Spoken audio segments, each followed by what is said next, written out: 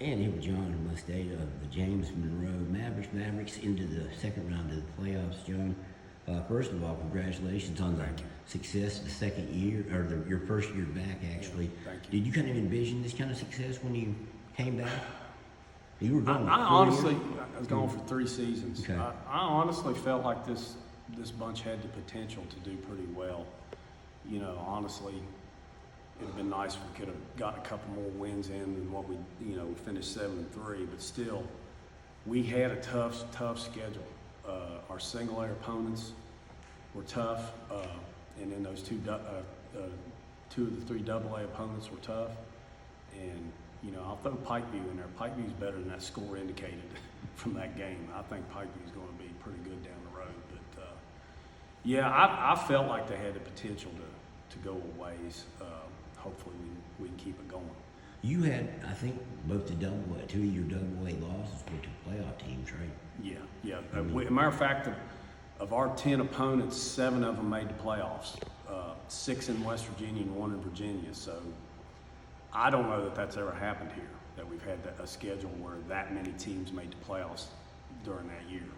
And you're talking about a team, a school with a pretty good postseason record. I think you guys are above 500 in the playoffs and been to the state championship. I've never really looked at what our overall playoff record is, but yeah, we've got a lot of plaques out here on the wall.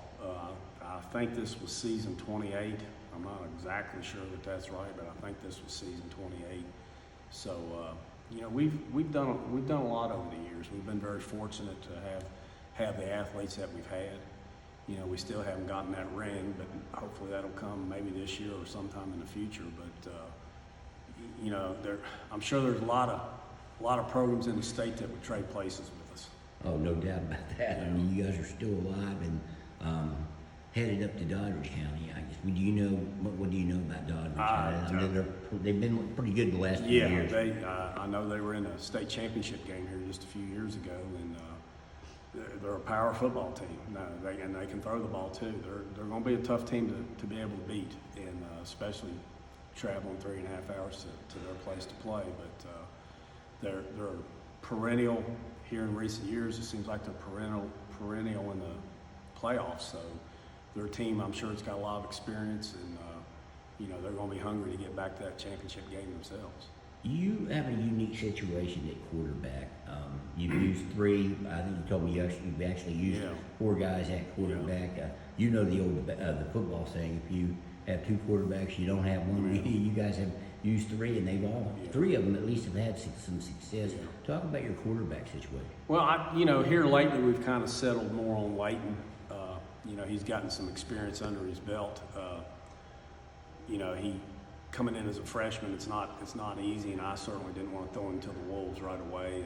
And Eli's done a good job when he was there. Cooper's done a good job. So, you know, I've heard that saying. I don't know how much I agree with it, but if you've got the people that you can move around to different positions, and they can be effective at those different positions, I have no problem. You know, we did that with Evan Beasley a few years ago. Sometimes we'd have him as a wide out, sometimes running that reverse and throwing the ball. I think there were games where he threw touchdown passes and received touchdown passes. So I don't have any problem doing it. The kids seem to embrace it. I don't see any hardship between them about who's getting more quarterback time.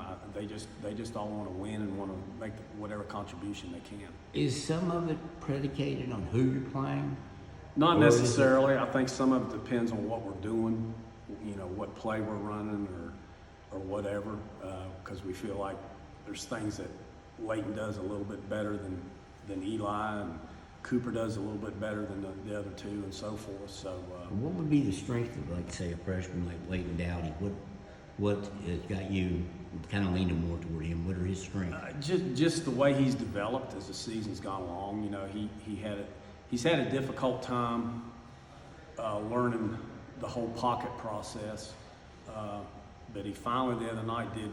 You know, you see quarterbacks do it. He stepped up and then stepped to the right and then completed a pass to Eli. So, you know, I think there for a while he's probably got a little shell shock from time to time because he was getting a lot of pressure. But he's picking up on it, and of course the big advantage of that is we've got him for 3 more years, and we've been able to get him out there and get him some good experience and still win ball games. So anytime you can do that, it's a plus. I think Eli started out the season at quarterback. What did you see in him? Now, he's a first-year player, hasn't played football in a few years. Yeah, it's been about since 7th grade. So what did he see? What did you see in him? Eli probably has the best arm and probably has the best scrambling ability in a lot of ways. Although Leighton has had some very good runs for us this year when we let him run the ball. Where the call is a run play. I think all 3 of them. There are different things they bring to the table when they're in that situation. The thing that hurt Eli most early on was he just hadn't been there for a long time. Right. And I think that it took a little bit, but as time has progressed, you get to know your players better, and you get to see the strengths and weaknesses of each one of them. And I think we kind of a little bit more settled now with Leighton at quarterback, but you'll probably still see Cooper there a little bit, but gosh, we like Eli so much at that end position that it's. I don't know. You were saying that he's one of you. He's one of our better blockers when he's at a tight end, and we really saw that. I guess the night we played Covington, we had him at tight end some, and he came up some huge blocks that really helped us to break our runners loose. So he does a great job. And the other thing too about Eli getting on the other side of the ball is the job he's done at safety this year. I think he's got somewhere in the neighborhood of 6 interceptions, and I mean he's the type. He's made several diving interceptions for us this year. So it's not just like he's in the zone and then someone makes a bad pass and he picks it off. He's worked hard to get those interceptions. So he's been a huge plus on the defensive side as well. What was Cooper Ridgway's strength at quarterback? Is he? I know he has great rushing numbers. Is that his? Well, I mean, there are a lot of similarities between Cooper and Leighton as far as back there. Again, Cooper came in without a whole lot of experience at that position at the high school level, so he had to go through a learning curve himself. But ultimately, we like Cooper as that feature back, so to speak, a little bit more than quarterback. But he brings a lot to the table at the quarterback position too.